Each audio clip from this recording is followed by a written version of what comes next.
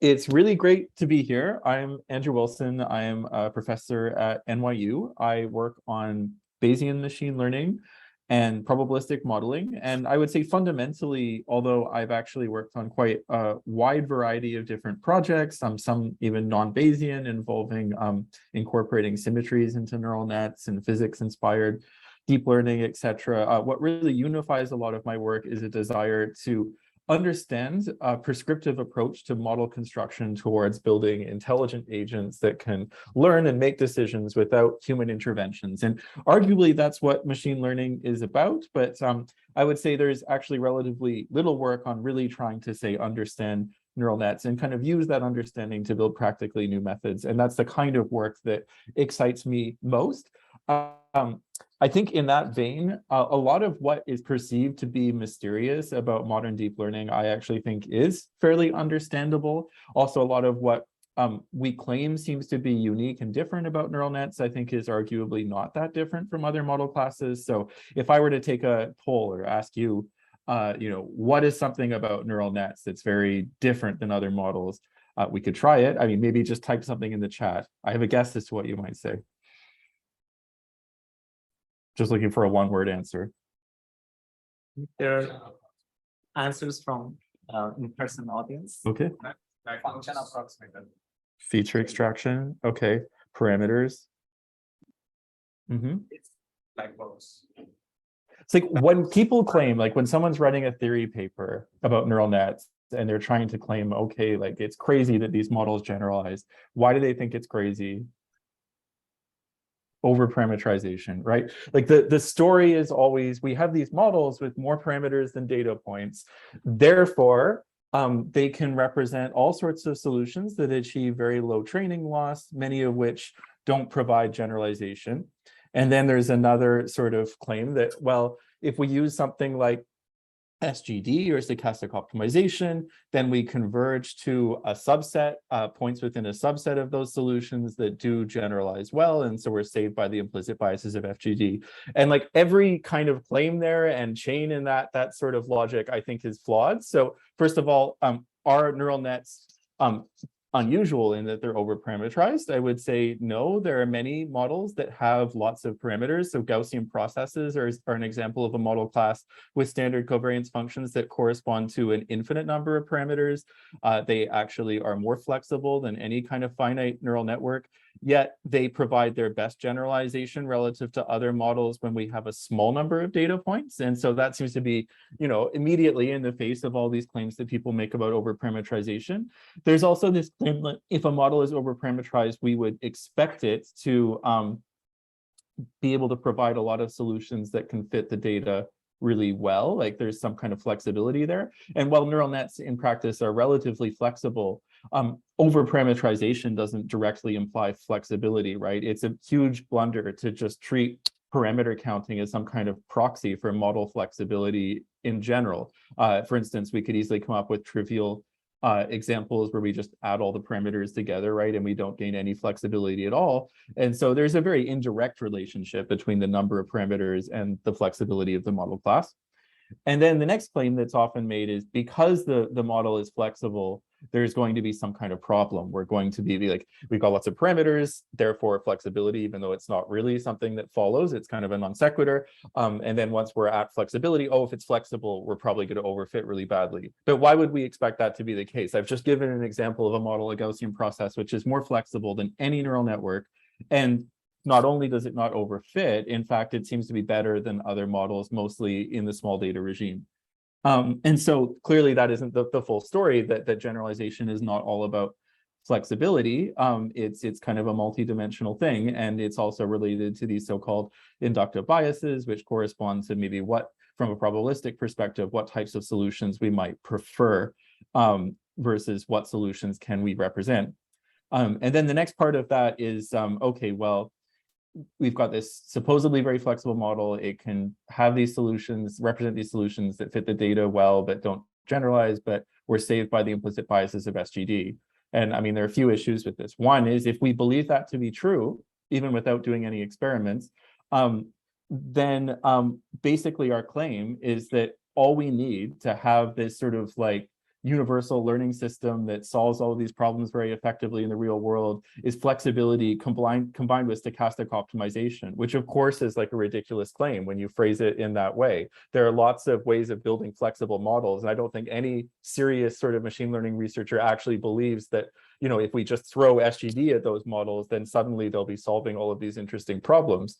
And so that just seems wrong. And then the other you know, objection I have is that we just know it's wrong from experiments, right? Like there are experiments training neural nets with full batch gradient descent. So Tom's group has an interesting paper about this, showing that generalization isn't actually hurt that significantly by full batch training. There are a lot of reasons we might want to use stochastic optimization. It can be very computationally convenient and so on, but it's not the reason fundamentally that neural nets tend to generalize a lot better than the alternatives. And so, I mean, there's just a lot of false conventional wisdom. Another thing that comes up a lot is that, you know, we should be surprised that we can train neural nets on data sets with random labels and that they can fit those data sets perfectly, but that they can still generalize on other problems where there actually is structure and so on. I don't think we should be surprised. And I can explain why shortly, but B, this also is not distinct to neural nets. We can replicate this behavior perfectly with other model classes. And so in one of the papers that was assigned reading for this talk, we actually show that you can perfectly recover those results with Gaussian processes, and not just Gaussian processes, you can do it with other model classes. And we have an understanding of why that's the case. And it's partly because flexibility isn't all that matters. You can have the flexibility to fit any data set, but as long as you have inductive biases, a prior towards certain types of solutions, then you should still be able to generalize on many reasonable problems. Another thing that's thought to be very distinct to neural nets is double descent, like this idea that as you increase the number of parameters in the model or the capacity of the model in some way, you first start, you know, improving your generalization, and then it starts getting worse, corresponding to overfitting, and then it starts getting better again. This is thought to be very surprising and something that is, you know, tied to deep learning. It's not really. We know we can reproduce that behavior with even linear models, and so there's very little, I would say, that is mysterious or distinct to neural nets. Maybe there are a few things, like I think the geometric properties of the objective functions that we use to train neural nets is kind of unusual in an interesting way with structure like mode connectivity, where you can walk from one, say, SGD trained solution to another without really increasing the training loss at all along the way. And the variety of models that you'll be traversing along these paths tends to provide quite a rich array of different functions on the test data that can be ensembled for improved performance and so on. I think that is somewhat distinct to neural nets. Obviously, there are some things that are a bit different about neural nets, which is why we're using them for a lot of problems. But you know, I would say that they're not as different as they're often presented from other model classes, and they're not actually that mysterious. A lot, I think, can be understood about deep learning from a probabilistic perspective, and so that will be partly the purpose of this talk. And let's just sort of build up that perspective from scratch on the whiteboard. Let's suppose we have these data points and we're considering 3 different possible functions that could fit the data. So we have a linear function, a cubic polynomial, and a 10,000th order polynomial. And let's say we're only considering these 3 possible choices. We have to use one of them. Which one would you choose if you wanted to fit these data points and make predictions up to, say, 1961? So feel free to just enter 1, 2, or 3 in the chat, or we can take a vote for the in-person audience as well. Raise your hand if you would go with choice 1. Okay, most people, I think. Choice 2? Okay, choice 3? Is anyone choosing number 3? There are some in-person audience, but it is not visible in the camera. So okay, so those are the people that did the reading, I guess. So yeah, I'm going to argue in this talk that actually we would choose 3, and in fact we would be unsatisfied with the level of flexibility in choice 3 because we believe the real world is a sophisticated place and we need sophisticated models to capture that structure. And as long as we have a reasonable way of learning these models, we should be able to get closer and closer to the ground truth and make better and better predictions. And so I would say that I prefer choice 3 because it's more flexible than choices 1 or 2, but it's also insufficiently flexible. I would actually rather use an infinite order polynomial if I could manage it. And when I phrase it, the question, in this way, choice 3, often is not favored by the audience, but at the same time, I bet a lot of the audience is implicitly using something like choice 3 when they're, working on modeling real data. So it's not uncommon for us to use neural nets with tens of millions of parameters to model problems with, say, tens of thousands of data points, like a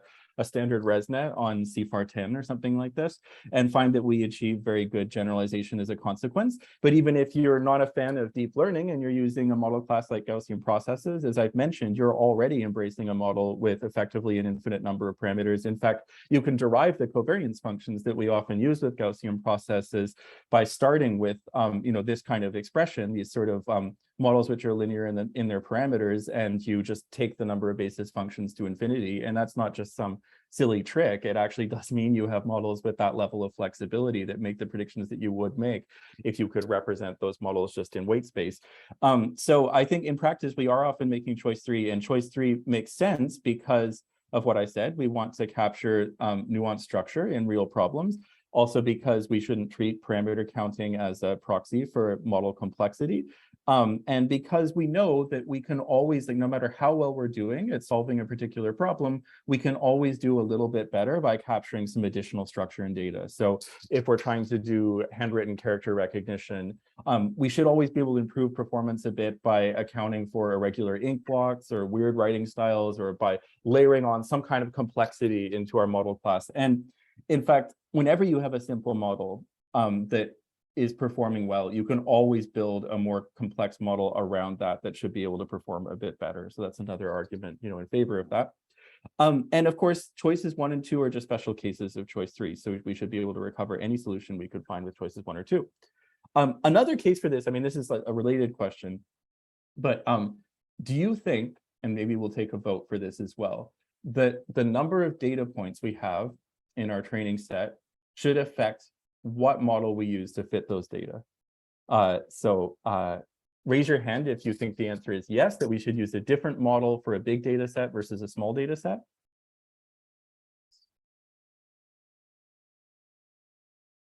It's about half the room. Roughly speaking, half a room. Okay, yeah, and we'll just see who's shy, I guess. Who would say no, that we should not use, or sorry, who would say that we should use the same model regardless of the number of training points? Raise your hand. Okay. Does anyone want to maybe justify that assertion? Anyone who said we should use the same model? Would you like to provide a reason for why we might want to use the same model? The nature draws the data points from a single model, or like that, from statistical sense. The nature gives out the parameters in using only one model. So there is I'm not sure, Andrew, if you could hear students speaking in the class, but I'll repeat. Basically, there's one answer basically arguing the nature is using one model to generate the data set. So that's why you think that we should use the same model irrespective of the size of the training set. Yeah, it's a great answer, right? The way I would summarize everything I've said so far in this presentation is that if we represent our honest beliefs in model construction, then we'll be rewarded with better generalization. And typically, we do not believe that the processes that generate our data are different depending on how many data points we happen to have access to. Maybe in some very limited settings, we would have that affect our beliefs, but in most cases it wouldn't, right? We don't believe that the underlying process is less sophisticated if we happen to have fewer observations. In fact, in many cases, it's probably more sophisticated because for some reason, it's hard to make those observations or something like that.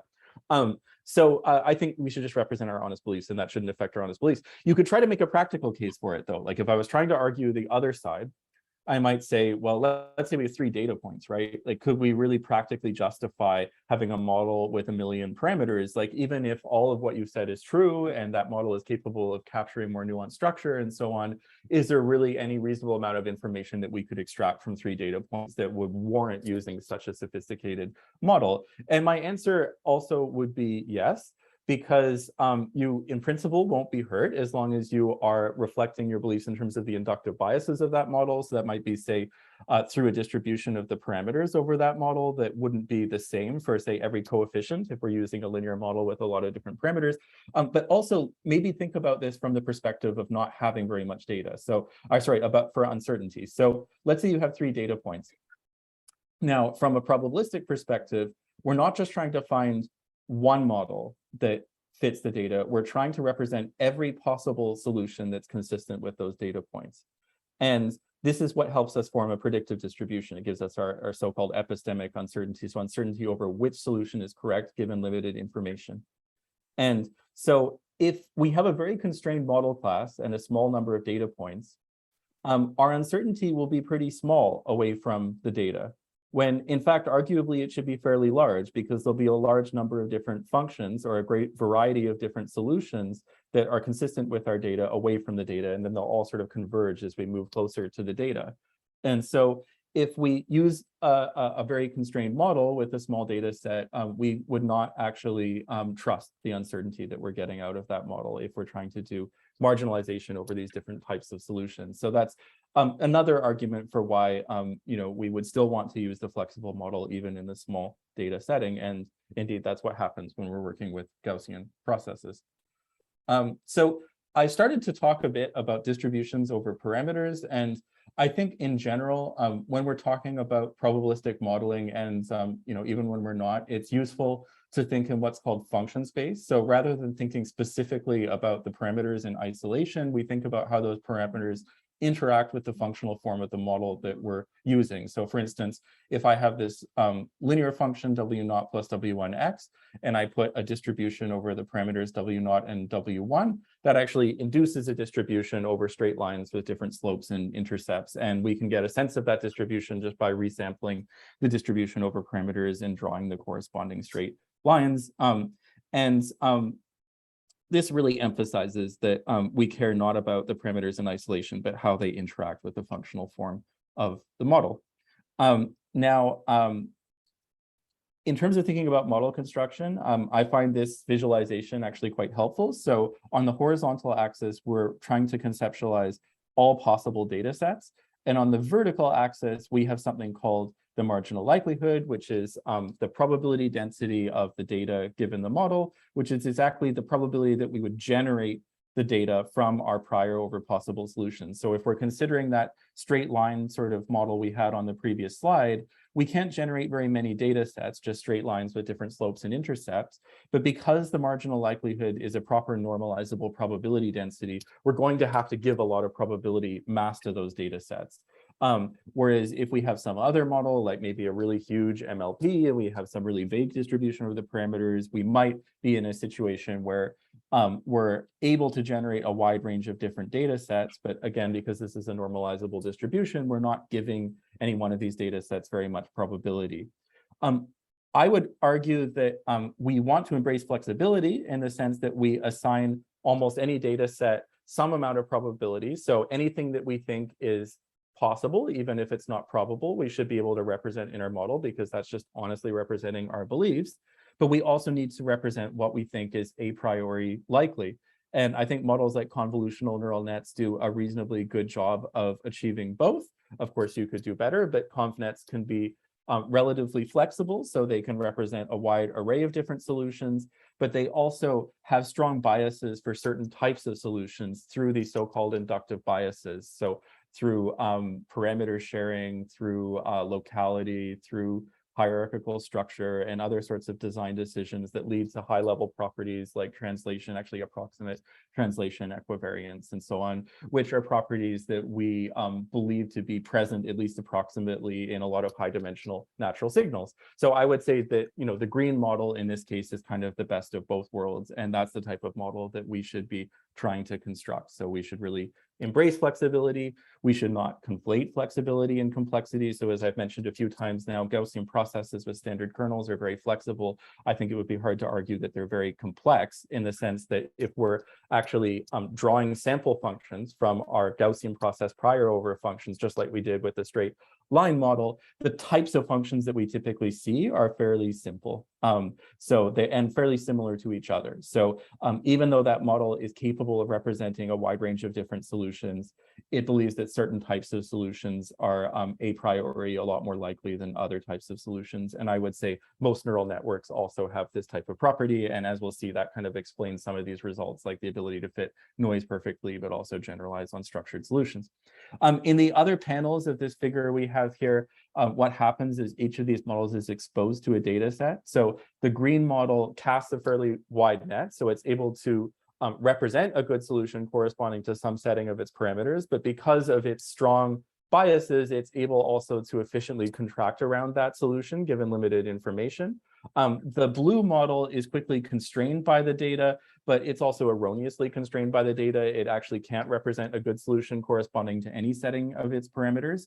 The red model is able to represent a good solution to the problem, but because its prior preferences are so thinly distributed over all possible solutions, it's not converging very efficiently towards a good solution and won't perform very well either. So I mentioned it in words, but I would say that the key distinguishing property of a Bayesian approach is what's called marginalization. So rather than bet everything on a single solution, you want to consider all possible solutions and weight them by their posterior probabilities. This isn't really a controversial procedure. It's just a direct consequence of the sum and product rules of probability.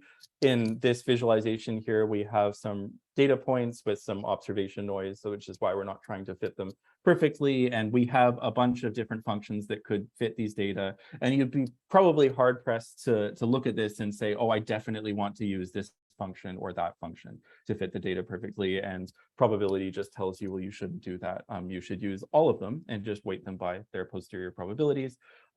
In equations, that's what I'm trying to do in equation 3 here. So this is the predictive distribution I'm trying to form. What is the probability of a target or some output given a test input and my data set bold Y and capital X, whatever indexes the training data set I've observed. So a collection of images or spatial locations or whatever.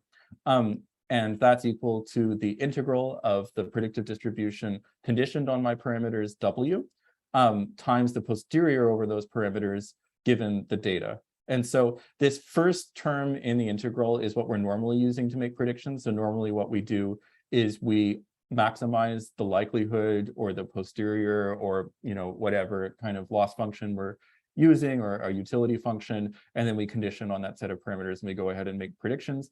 Those procedures can be a special case of what I'm trying to do in equation 3 by viewing what we're doing as approximate inference, where we just represent the posterior as a delta function centered on the setting of parameters that maximizes the posterior. So many loss functions can be written as negative log posteriors, so you can minimize that, same as maximizing the posterior.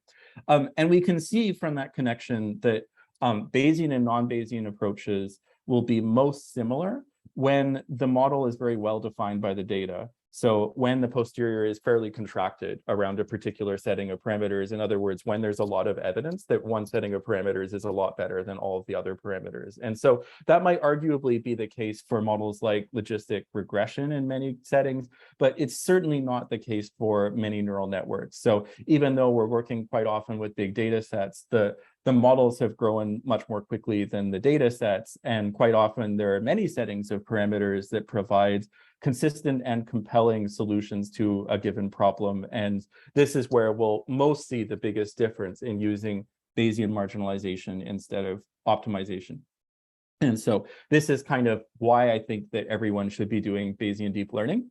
Of course, the challenge is that this integral is very high dimensional. So we're working with millions of parameters. So it's a hard integral to try to approximate at a high level of fidelity, but that doesn't mean we shouldn't try and that we can't keep doing better, right? Because you always have to ask yourself, what's the alternative? Like, you can take any method that anyone has proposed and find something you don't like about it, but that's not really constructive practically unless you're proposing something better, right? Like, if I say, oh, well, this is a hard integral to solve, then what I would ask you is, well, what are you going to do instead? And if your answer is standard training, we could just say, as I've done, well, that's actually just a very bad approximation to this integral.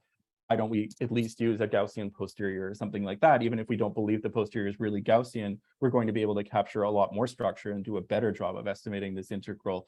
And empirically, we have found actually the closer we get to estimating this integral properly, like the more that we do to try to produce a better approximation of this integral, the better we do empirically.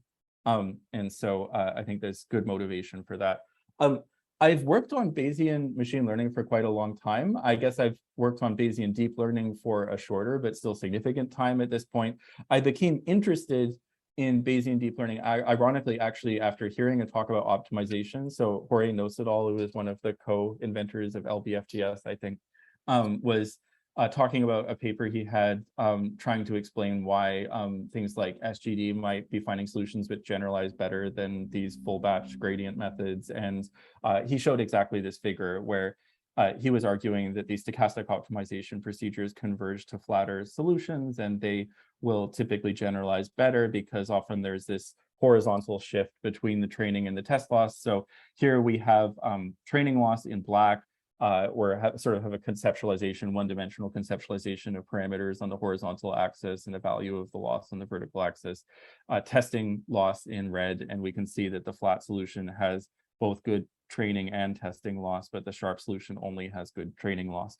And people debate about the significance of flatness and generalization and so on. I think, in short, that it actually is important, and that most of the objections shouldn't influence our belief about its importance. So I guess I'll make a brief case for it. So I think this horizontal shift is real in the sense that we would very rarely expect our model to be fully determined by the data set that we have access to, in the sense that if we add or remove a few points, we would want to update our parameters. And so we will see a shift basically in the loss surface if we're evaluating the loss on some other set of points, even if they're drawn from exactly the same distribution.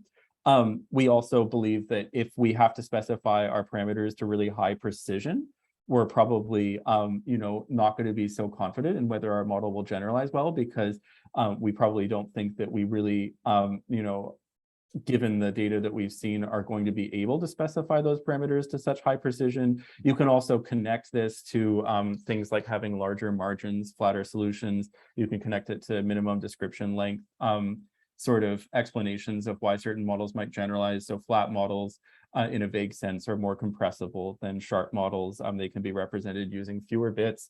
And in order to compress your model more, you need to find regularities in the data that will help you generalize. You can also use Bayesian arguments in terms of like Occam factors and things like this. So there are a wide variety of arguments for why this matters. The arguments against it usually are along the lines of flatness being possible to create through reparameterization and things like this. Like there was this paper from Mila that gave examples of this. I think that's true, but I don't think that really matters, because very rarely are we like comparing two models and like reparameterizing one of them or two solutions and kind of reparameterizing our model. I think also that implicit in a lot of the arguments about flatness is the idea that the different parameter settings in the flat region are giving rise to different functions on the test set. And that's not the kind of flatness that you can achieve through reparameterization. And so, I think it's a valid observation. You can achieve flatness through reparameterization. It doesn't really affect my beliefs about the importance of flatness and the role it plays in generalization. I guess, if we take for granted that flatness is important, there's this question of what we should do about it. And this is something that also makes me think we should follow a Bayesian approach, because if I'm trying to exploit this in optimization, we have to then come up with some sort of definition for flatness. And whatever we propose, a lot of people will disagree with, whether it's like random directions or using the Hessian to define like sort of sharp directions, or something else that people will say, oh, it's not invariant reparameterization, or like, why are you using random versus something else or whatever. So we have to decide on this. And a lot of people would be unhappy with whatever we decide.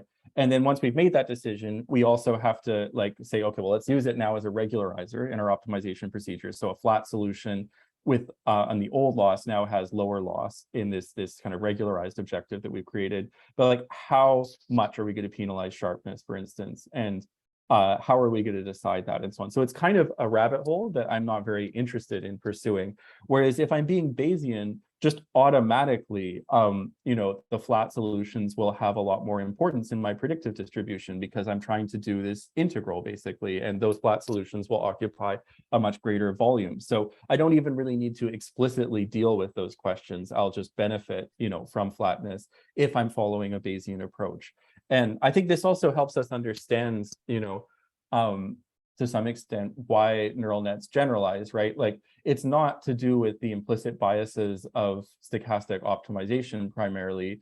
It's due to the fact that the assumptions that we make when we construct the neural nets basically lead to objective functions such that the points that do provide good generalization occupy a much greater volume than the low loss points that do not provide good generalization. And so, this is also very much connected to the probabilistic perspective. Okay, so given that we have readings that are motivating Bayesian deep learning, and I've already provided a bit of motivation for Bayesian deep learning, I'd like to engage with some of the controversy surrounding discussions about Bayesian neural nets. So if, like, after what I said, you become increasingly interested in Bayesian deep learning, you'll probably encounter a lot of confusing claims about it and literature that seems fairly contradictory, and it'll be unclear, what to believe or what to think. And so if you just sort of ask someone, one of your colleagues who is working in the field, what do you think about Bayesian neural nets? Quite often, if they have thoughts, they'll probably wonder, well, is it really practical? If it were, why is not everyone using it to win all these, competitions, etc.? How do we choose the prior? Is that kind of an arbitrary sort of thing?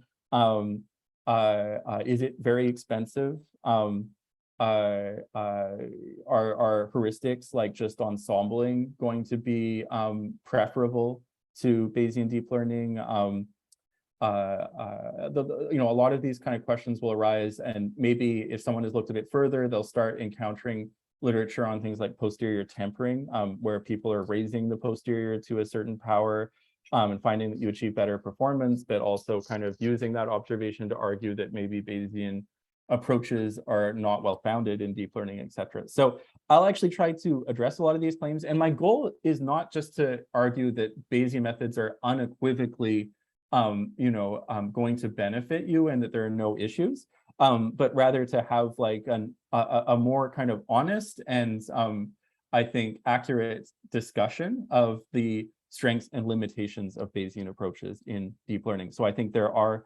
challenges and limitations, but they're just not what people typically talk about. Okay, so is it practical?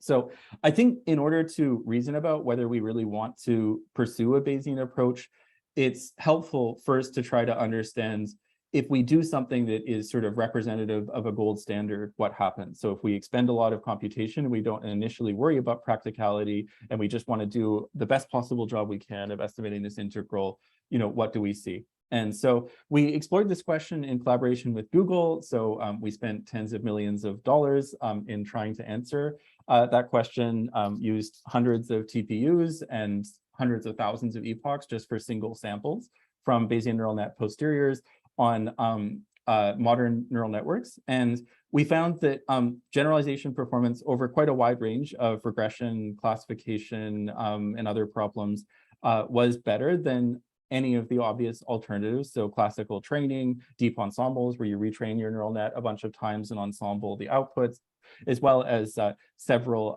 scalable approximate inference procedures like SGLD, mean field variational inference, Laplace, and so on. And so that was good motivation. Not everything we found was supportive of following a Bayesian approach, but many of the results were. And so the question then is, can we achieve these results in a way that's practical? Because full batch Hamiltonian Monte Carlo is not practical for modern neural nets. I mean, you could probably use it for a modest MLP if you're doing some tabular regression problem or something like this, but it's generally not something we can use very easily, which is why we needed to have all these TPUs, etc. So the question is, can we do something practical? I will actually note as an aside here as well that this is a full batch method, right? So in a way, this could also be viewed as evidence that we don't necessarily need mini batching to achieve good generalization in deep learning. So we didn't do anything particularly special here to get HMC to work. It just worked better than everything else. And this was using all of the data in one batch. Okay, so can we make this more practical?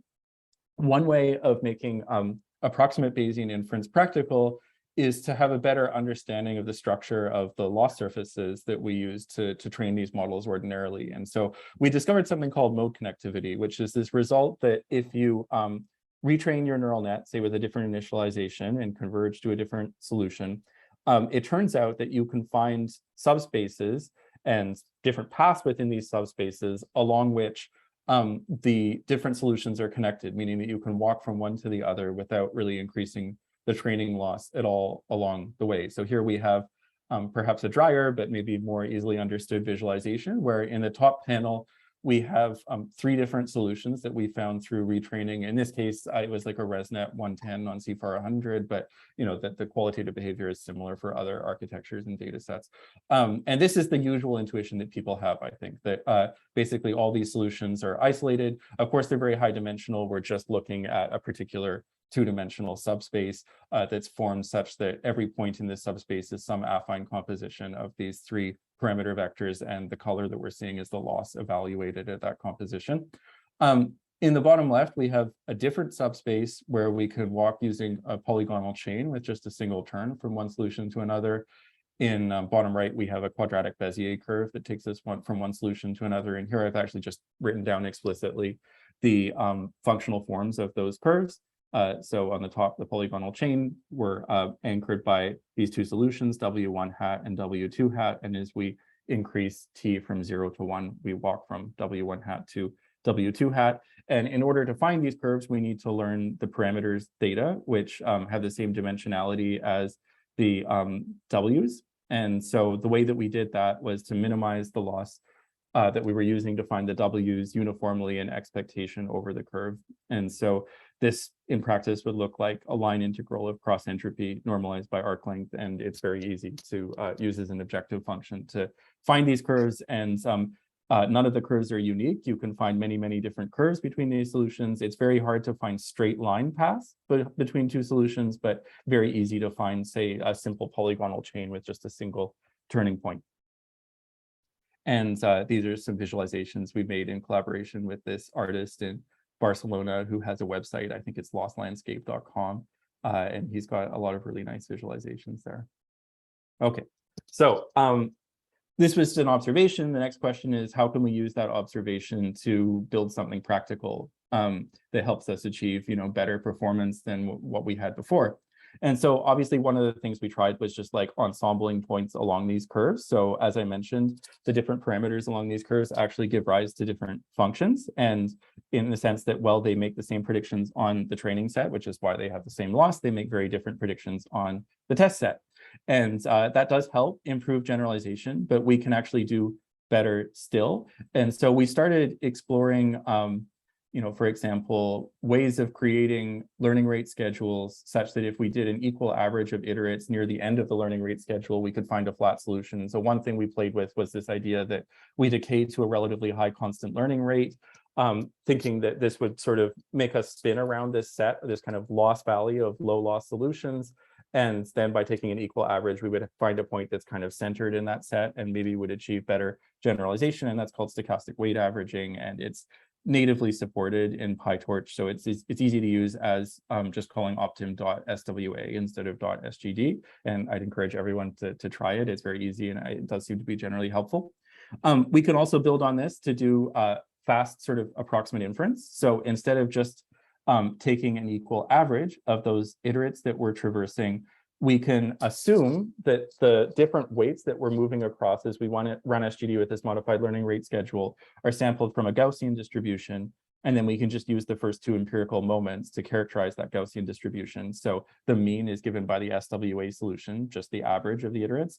And for the covariance matrix, we just used like a low rank plus diagonal expression, which is just given by the average of the outer products, essentially, of the iterates that we're traversing, plus an identity matrix scaled by the variance of these parameters. And once we have this Gaussian approximate posterior, we can sample from that, and then that gives us an approximation of our Bayesian model average.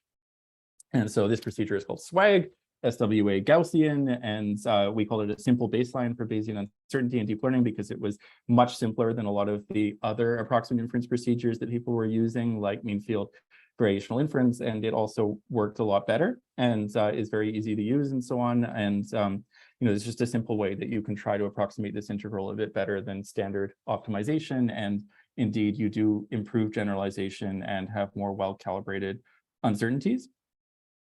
All right, so we found that we did have good performance in a number of settings. One question I might ask you, and maybe I've already spoiled it, is like whether you think that we should see double descent if we're honestly representing our prior beliefs and we're doing full Bayesian marginalization. So maybe raise your hand if you think there should be double descent. Raise your hand if you think there shouldn't be double descent. Okay, at least one person raised their hand either way.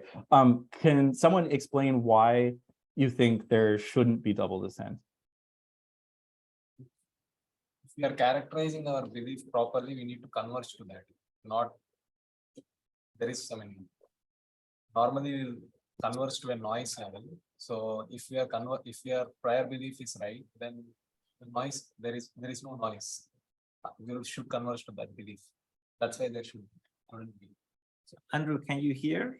A little bit, yeah. I guess, how would you relate this to what I was asking at the beginning of the talk? Like, what is double descent telling us? It's telling us that at some point, when we increase our flexibility, we start decreasing our generalization performance. And then again, like we start improving our generalization again as we continue to increase flexibility. And so I'm wondering whether we should see that first ascent, basically, if we're following a fully Bayesian approach. So if our philosophy, oh, someone had an answer? Yeah. Very high flexibility. So basically the answer is we have high flexibility when you use the Bayesian approach. Right. So I guess what I'm thinking is that, like, if we believe that flexibility should always be helpful, then we should see monotonic improvements in generalization performance as we increase the flexibility of our model, as long as those models are still honestly representing our beliefs in other ways, right? Like they still induce like a reasonable distribution over functions, etc. And so this was something that we tried, and we found indeed when we ran this SWAG procedure across multiple chains to come up with a mixture of Gaussians, approximation to posterior, and then did full marginalization, we saw no trace of double descent at all. And if we just used a unimodal posterior approximation, we saw a little bit of double descent, but it wasn't nearly as pronounced as with SGD. And so to be clear, this is with a ResNet 18, we're increasing the width. This is CFAR 100, and there's 20% label corruption. And because of that label corruption, we're not achieving, like 20% error or something like that, which might be more standard with those models.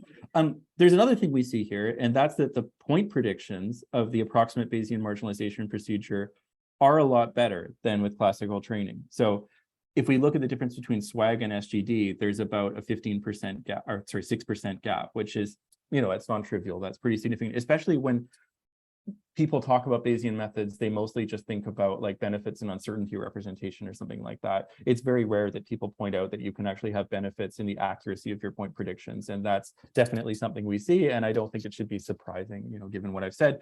And it's especially pronounced when we use this multi-SWAG procedure. Of course, multi-SWAG, requires more training time than SGD or SWAG because we have multiple chains and things like this. But, we do benefit in accuracy pretty significantly. All right, so these are just a few applications I've listed of SWAG. So I think when people raise Bayesian methods in deep learning, there's a curiosity about what the applications are. And so SWAG itself has been used in a variety of settings, especially in physics problems, modeling PDE dynamics, planetary dynamics, and so on. I would say also that there are a surprising number of applications, given that a lot of the methodology for Bayesian deep learning has only been practical for a few years, right? Like, I would say, people have attempted to do things with Bayesian neural nets for 20 or 30 years, but many of these ideas have only been revisited since 2015 or 2016. And, with the new kind of modern wave of deep learning. And until about 2018, none of this stuff was very practical. I would say it's only become practical in the last few years, and given that, it's actually quite interesting that it has been applied so widely, especially in the sciences. Okay, yeah, I'm not going to go through subspace inference, but I will. Okay, I'll mention it briefly. So, just because there's another point I want to make with it. So, the challenge, as I said, technically in executing a Bayesian approach is the dimensionality of that integral. And so you might wonder whether we could somehow reduce the dimensionality by imagining that a lot of the variability of the neural net actually lives in a low dimensional subspace. And so one thing we can do is we can represent all the weights of the neural net as equal to, say, some SGD or SWA trained solution plus a linear projection of a low dimensional vector of parameters. And so we're just imagining that the parameters really live in some kind of hyperplane that is centered at W hat. And the goal is to do inference over Z rather than over W. And interestingly, we found that when we were projecting even into like 5-dimensional parameter spaces, we could, when we're using models with like 100 million parameters, we could significantly benefit in doing Bayesian marginalization in that low dimensional space. There's a question of how do you set the P matrix? So you could use like a random projection. You could do something a bit more clever, which actually helped quite a bit, which is to instead, when you're traversing different solutions with that high learning rate, you can look at the space spanned by the principal components of those solutions and use that to specify P.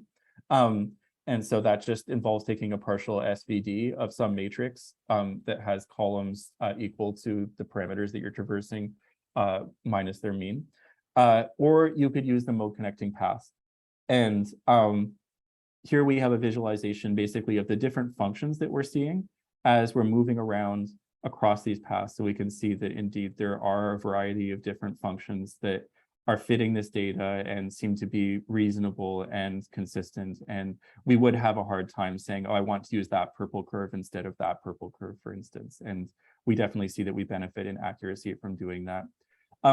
Not all the projections are equal. So we can see that the random projection method has fairly homogeneous uncertainty as we move around in the input space, whereas the PCA subspace and the curve subspace have the property that the uncertainty grows pretty quickly as we move away from the data. And that's related to doing a good job of representing epistemic uncertainty. I just want to double check, how much time do we have?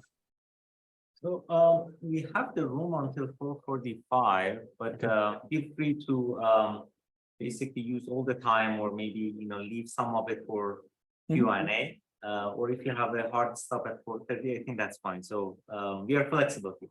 Okay, yeah, no, it's fine. We can go to 4:45. So I'll just kind of like mention in passing a few things and then try to make a few kind of fundamental points at the end. So these curved subspaces that we could find actually, can be generalized to multidimensional volumes. So it's not just one-dimensional curves. You can find whole multidimensional simplexes that contain low-loss solutions. So the way that we think about the structure of these loss surfaces is probably different than the way they're often perceived. I think at one point people believed that all the solutions that we're finding through standard training are isolated. I guess after the work on mode connectivity, one might start to think that there are these wormhole-like tunnels between the solutions, when in fact maybe the loss surface in some way might look more like the figure on the right, where actually there's just this huge multidimensional contiguous region of low-loss solutions. And when we talk about things like sharp versus flat solutions, it could be the case that we're mostly just talking about like how much we've moved inside this set of low loss solutions. So a sharp solution could be something that's kind of on the periphery of this set of low loss solutions, whereas like a flat solution is something that's a bit more centered. And we wanted to get a sense of things like, the dimensionality of these spaces. And so we use simplexes, not because we believe that the real kind of set of low-loss solutions was a simplex, but because it's easy to compute the volume of a simplex. And what we could do is we could basically follow the procedure that we had before, but we just keep adding vertices to this simplex and trying to, learn the locations of these vertices by minimizing the loss uniformly inside the simplex. And we introduced a regularizer also that would encourage the simplex to be as large volume as possible. And so we call this simplicial pointwise random optimization. And we could find, simplexes such that we could just sample uniformly within them and pound for pound do quite a bit better than these other procedures like deep ensembles in performance when we're testing on these benchmarks, and the calibration and stuff like that was good.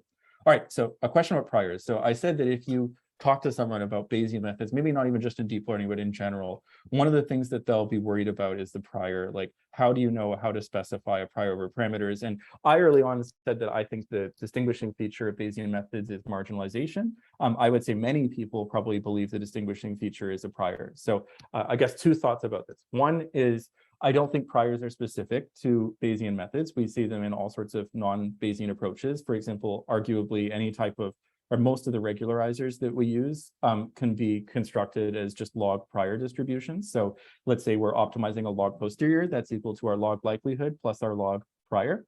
The log likelihoods would be, corresponding to things like cross entropy or mean squared error, negative mean squared error or whatever.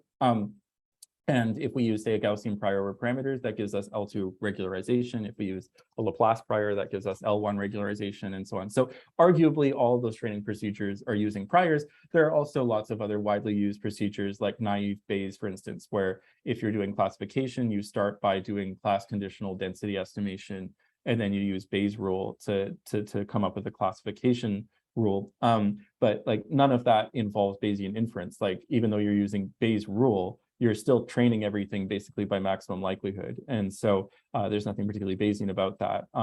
Using Bayes rule, weirdly doesn't mean that you're being Bayesian. And so I would say marginalization is the distinguishing feature. The other question is, well, is it arbitrary, or how do we know how to do this? And I don't think it's arbitrary, but also I think it's important to note again, as I said near the beginning, like when you're criticizing something, you should be prepared to propose a better alternative, right? And so let's suppose we didn't know what prior we're going to use over the parameters of a model. We really had no idea. It's not necessarily more reasonable just to say we're not going to use a prior at all, because that's not necessarily meaning that we're not making any kind of problematic assumption. In fact, the assumption that we're making in that case is that we're perfectly determining all of the parameters, which like whatever we find, we have complete confidence in. And of course, that's not what we believe. And I would say arguably that's a much more problematic assumption than just saying, let's use some vague distribution over the parameters that basically expresses the belief a priori that we don't know what the parameters are. But also, I don't think that the priors that we're using in deep learning are particularly arbitrary either, right? Because as I said early on, what matters is function space. And what matters in terms of specifying priors is not the prior over parameters in isolation, it's the prior that's induced over solutions. And so if we combine a pretty generic looking Gaussian prior over parameters with, say, a convolutional neural network, I would argue that that induces a very structured prior over solutions. And if someone told me you need to come up with a better prior that's less arbitrary, a lot of my energy would be expended on architecture construction, not on like tweaking the exact details of the prior over parameters. And fortunately, there's a whole community of people that have already been thinking about architecture design. And so I think, these have the high level properties in function space that we would want, things like translation, equivariance, locality, whatever else that we like about convnets will be inherited by these priors over functions. There's also empirical evidence that this is the case, not just from me, but just from a variety of different papers that aren't even particularly about Bayesian deep learning. So there's this paper called the deep image prior that shows that randomly initialized CNNs without training can provide good performance for a bunch of tasks like super resolution, in painting, denoising, etc., which suggests that a sample function from the distribution of our functions induced by these standard priors do capture low-level image statistics before training. In this paper that I'm going to address just in a slide on rethinking generalization, they show as part of their experiments that if you pre-process CFAR10 with a randomly initialized CNN, that you and then kind of use the corresponding output features as inputs into some other kernel method, you can improve accuracy from 54% to 71%, and versus L2 regularization, which just makes a 2% difference in performance. So I think that's pretty significant. We've also investigated this question by showing what are the induced covariance functions with standard priors. How does the model see, say, two images as similar or different? And in most cases with these standard priors, the prior over functions does view visually similar looking images as much more correlated than visually different looking images, where similar and different is sort of, defined by us, but, like a two that's been transformed in some minor way, or just, images that are clearly sort of similar to us are also similar to the induced prior over architectures. Okay, so there's more evidence that we're using reasonable priors, and that actually comes about through trying to understand these results in the Rethinking Generalization paper. So in that paper, they make the observation that standard convnets, I think with a lot of effort, and others might even know more about reproducing. It's not as easy as they make it sound, but anyway, they standard convnets can fit data with random labels perfectly, but can also generalize on structured problems. And they present this as in the face of everything we know about generalization. And so hopefully in this slide, I can convince you that this behavior is not distinct to neural nets, nor is it very surprising. Okay, so in the top row, we have a Gaussian process prior over functions in panel A. So I sampled a few functions, so you can see they all look pretty well behaved in some sense, they're very smooth, etc. In panel B, I have a fairly structured data set, and then I show the predictive distribution using that Gaussian process prior, all looks kind of reasonable. In panel C, I have a bunch of corrupted labels, and we can see that the predictive distribution is able to perfectly run through all of those labels. So in the red curve, I show the predictive mean of the GP, and it's quite happy to fit that data perfectly.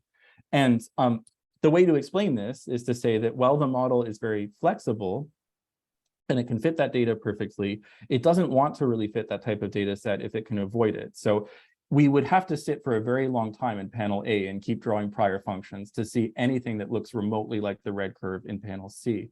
But if there's a very strong likelihood signal, like I'm saying, these observations have no noise, then the model has no choice but to try to fit this data, and it indeed has the flexibility to fit it perfectly. But this isn't just a hand-wavy argument. We can characterize precisely how much a probabilistic model wants to fit the data through the marginal likelihood. That's the probability that we would generate that data from our prior over solutions. And we can compute the marginal likelihood for these types of problems, but also for exactly the problems that were presented in the Rethinking Generalization paper. So we can show a Gaussian process classifier can fit those images with random labels perfectly.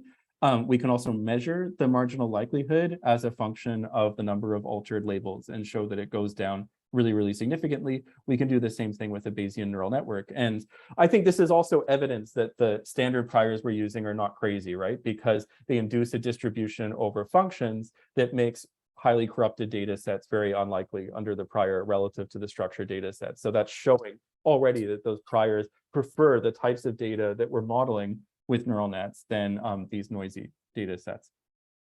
Okay,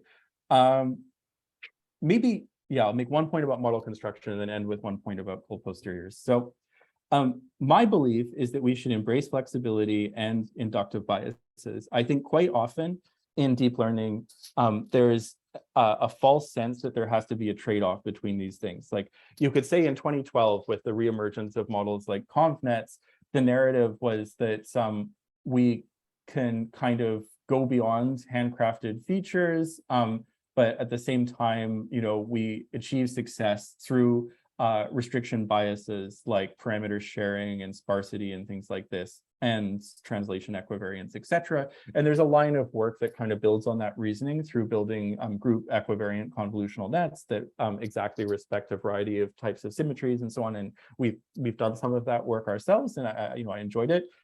There's also another narrative that probably has become more of the standard narrative recently, that you just want a flexible model and really a lot of data, and you don't need to worry about inductive biases. And models like transformers, which arguably have weaker inductive biases than convnets, are performing better in those settings. But there's no reason you can't have the best of both worlds. So I think that all hard constraints, or most of them, should be turned into soft inductive biases. And you can do that, for instance, by having, like if we're talking about symmetries, like rotation and variance or whatever else, putting a prior over the parameters such that the covariance matrix is decomposes into a covariance matrix which constrains us to an equivariant subspace exactly. plus, the orthogonal complement that provides some mass for other types of solutions. And then this way we can build models that have a strong prior preference for structured solutions that represent, for example, certain types of symmetries, but are not constrained to those types of solutions, right? Like when we had these early results with ConvNets, maybe the takeaway wasn't that we should build more constrained models. It was that we should build models that can kind of discover these constraints. So it was noticed, for instance, that ConvNets were able to discover structure that looks like Gabor filters, but could also find some additional structure in the data that helped it perform better. And I think this leads us to the question of, well, could we have learned a ConvNet itself, or something like a ConvNet, but is actually discovering some additional structure in the data? And naively, from a Bayesian perspective, you might say one way to achieve that is to start with something like an MLP, which is a generalization of a ConvNet, and have a zero mean Gaussian distribution over all the parameters, and just have very small variance for any connection that doesn't exist in a ConvNet. And then you've induced a distribution over architectures that is going to have a lot of prior mass centered around architectures that look like ConvNets, but it also will support other types of solutions if there's signal for it in the data. Of course, that approach isn't at all practical, but what I'm presenting here is much more practical. So you can sort of construct, for example, distributions over parameters that live in equivariant subspaces. And what we found when we worked with this model was that in settings where the fully constrained model actually was the right model for the problem, having just the soft inductive bias for that solution in practice worked almost as well as the perfectly specified model. When really the problem didn't involve these symmetries at all, the soft inductive bias also enabled us to work as well as a model that really had no particular inductive bias towards those symmetries. So it is possible to build these models that have both flexibility and reasonable inductive biases. That a lot of methods in Bayesian deep learning were raising the posterior to a power 1/t with t less than 1. And when we did that, we could achieve better generalization than standard training. But if we set t equal to 1, then in some cases it was worse than standard training. They asserted that this was very problematic, and that it meant that maybe some part of our model was very seriously misspecified. And they suspected it was the prior, and their experiment to show that the prior was really misspecified was that they used an N0I prior for the weights. They looked at sample prior functions and found that these functions assigned most of the data in CFAR10, each one to a particular class. So sample 1 mostly assigned all the data points to class 6, sample 2 to class 9, and so on. And this looks superficially dramatic, but we showed that it's just because the prior they used was saturating the softmax link function very easily. And if you just tuned the prior so it was N0 alpha I instead of N0 I, that wasn't an issue. But also if you just observe even 10 data points, this isn't also an issue either. So it's the kind of soft prior bias that will actually have no effect on your posterior predictive distribution in practice. It's like a scale sort of parameter. And usually your posterior is very quickly able to update to adjust for things like scale. There's a lot of signal in the data to specify that. And so it is a type of misspecification, but it's very minor and it shouldn't really affect your predictions. And after 1,000 data points, we have sort of, if we're aggregating across all the data set, we have sort of almost like a uniform kind of distribution in these samples. So that wasn't really, a big issue. But the question was then, well, why was this occurring? And so we found, interestingly, that when we removed data augmentation, there was no so-called cold posterior effect. T equals 1 was actually pretty close to the optimal setting of this hyperparameter. And we wanted to understand why. And we were thinking about, representations of uncertainty for these standard problems. And I guess it occurred to us that it's possible that a lot of these Bayesian classifiers are actually really underconfident rather than overconfident. So when people are worried about aleatoric uncertainty, so label uncertainty in classification, they're often worried that we're not accommodating for label noise and things like this, and that we're probably really overconfident. But on the training set itself, for something like CFAR, we should be very confident about the labels, right? Like maybe not 100% confident, but it's like we're pretty confident what the labels are for these problems. Whereas these Bayesian classifiers were about like 2% confident about the labels on the training data for CFAR 100. And so by raising the posterior to a power 1/t, where t is less than 1, you basically end up like sharpening the likelihood and making it much more confident on the training data, which is a more honest representation of our beliefs anyway. So it's Not necessarily the case that this is less Bayesian in some way. I would say it's probably more Bayesian, but it turns out also that you can just represent that belief in a different way by using a prior that makes us more confident on the training points themselves. And then there's also no cold posterior effect. But another finding was that when we use SGLD with mini batches, you can prove, and we did in this paper, that it has the effect of raising the likelihood to the power 1/k for k augmentations. And so the temperature scaling was kind of just exactly counteracting this effect. And so it was kind of an artifact of using data augmentation in conjunction with stochastic MCMC. And I think this is arguably interesting also partly because we wouldn't necessarily intuitively expect data augmentation to make us less confident. You might argue that if we have more data, right, we've specified our posterior more, and so it should be more concentrated, it should be more confident. But that's actually, interestingly, not the case. And we have some experiments also in the paper to try to provide some intuition for why it's not the case in addition to the actual proof. But you can imagine, for instance, something like a Gaussian process, which has its behavior mostly determined by things like the scale at which the function is varying, and that's represented by, say, length scale parameters. And so if you're introducing a bunch of data beyond the length scale and constraining those data points to have the same value, you'll end up actually kind of flattening your likelihood a bit and being a lot less confident in your predictions. There's a little bit of stuff about whether deep ensembles, this kind of thing I've mentioned a few times, is really non-Bayesian. Really, there's not time to get into it, but all I'll say is that it turns out that deep ensembles is actually a very compelling heuristic for trying to approximate this integral. And there's a lot of evidence now that we've obtained through this careful work doing HMC sampling that deep ensembles are actually closer to the Bayesian posterior predictive distribution than many scalable approximate inference alternatives like mean field variational inference. And so a lot of methods that people have been calling Bayesian and contrasting with deep ensembles, in fact, are less Bayesian than deep ensembles. And so the better performance of deep ensembles, arguably, if anything, is evidence that we should try to pursue even more Bayesian approaches in deep learning, which was the opposite of the takeaway from a lot of these papers. And we go into that in quite a bit of depth in some of these papers. Of course, there are a lot of challenges for Bayesian deep learning, and I guess with time constraints, oh no, we can't talk about that. But we have some papers about that, and they're in the references. So there was some very surprising behavior under distribution shift that we were able to characterize theoretically and resolve through that understanding. There are also, issues with model selection, I would say, in Bayesian methods. And this actually was a bit painful for me to explore, because I do find the arguments from David Mackay very compelling about automatic Occam's razor and model selection. But there are some really important differences between the question the marginal likelihood is answering, how likely am I to generate my observations from my prior, versus the question that we care about when we're trying to predict the generalization of trained models, which is, how likely is my posterior able to sample points from the distribution I'm trying to model? And these are actually different questions, even though they're often conflated.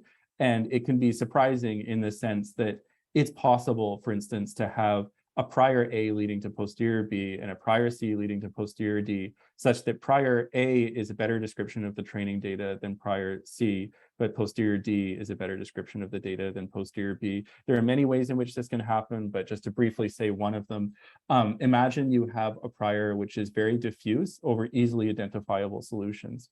You'll in that case see very strong posterior contraction and possibly reasonable generalization, but you'll have a very, very bad marginal likelihood because your prior is so diffuse, it's going to be unlikely to generate the particular data set that you observe.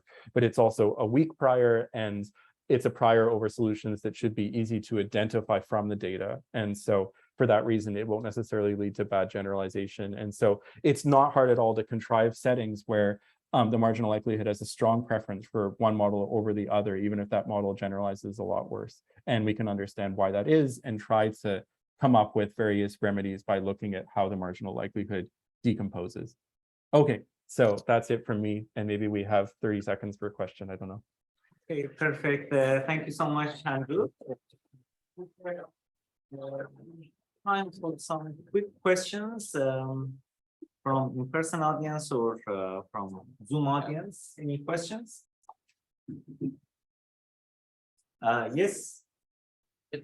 Seems to me that this would require a lot of space. And I'm not sure how accessible that is. How do you like address that? Because I mean, for example, one of the experiments you mentioned was with Google and you're using hundreds of TPUs. That's not something that can be easily replicated by most people. So Andrew, could you hear the question? It seemed to be like our Bayesian approach is in practice computationally intractable. Yes. So HMC is challenging to run for most people, but there are a lot of really scalable approximate Bayesian inference procedures. So this procedure SWAG that I presented, for example, doesn't take more computation at training time than just standard training. At test time, you're going to expend J times as much computation because you have to do J forward passes through these different models with different parameters. But the training time is exactly the same. And if the test time computation bothers you, there are ways to actually benefit from approximate Bayesian inference, but have essentially the same test time as you would normally. So one way of doing that is to use work on deep kernel learning, which I didn't present, which essentially combines Gaussian processes with neural networks to give you a predictive distribution that only requires a single forward pass. There are also approaches that work on things like distillation and so on to distill the predictive distribution into a single model. So the short answer is, you can run many of these approximate inference procedures with the same training time as standard SGD training and achieve better generalization. The testing time is often a bit higher. Unless you're kind of in industry, that usually isn't a problem. But if it is a problem, there are also things you can do about that. So there is one question from the Zoom audience. Basically, the question says, I wonder if inductive bias restricts model flexibility and therefore less preferable. So how do you respond to that? So I guess one of my main points is that inductive biases shouldn't have to restrict model flexibility. So when I was talking about residual pathway priors, this was a way of converting hard architectural constraints into soft inductive biases, meaning that a priori, we have a preference for those types of solutions, but we don't constrain ourselves to those solutions. So I think quite often there's like this false trade-off between flexibility and inductive biases. So Gaussian processes are probably a great example, right? Like Gaussian processes with RBF kernels are extremely flexible. They're essentially universal approximators, but they have very, very strong inductive biases. They're often at their best relative to the alternatives on small data sets rather than large data sets. And that's through having these very strong inductive biases. I don't think there's a trade-off between flexibility and inductive biases. And we can understand it through this plot that I showed at the beginning as well. So really what we're trying to do is create a model that is kind of heavy-tailed in the sense that it can represent any solution that we think is possible, but also has some structure in this distribution such that it thinks that certain types of solutions are much more a priori likely than others. So let's take one last question. Yes. My first question is also kind of along the line of inductive biases. So it seems like inductive biases are good as the structure is like providing the uncertainty space are looks more well collaborated. But it seems like we're currently recently kind of moving away from structures, removing structures from models like transformers or maybe penalty mixers, which are also providing very good maybe experimentation. And my second question is about the what is the intuition behind we see a little bit of double descent in SWAG, and we don't see the double descent happening for multiple.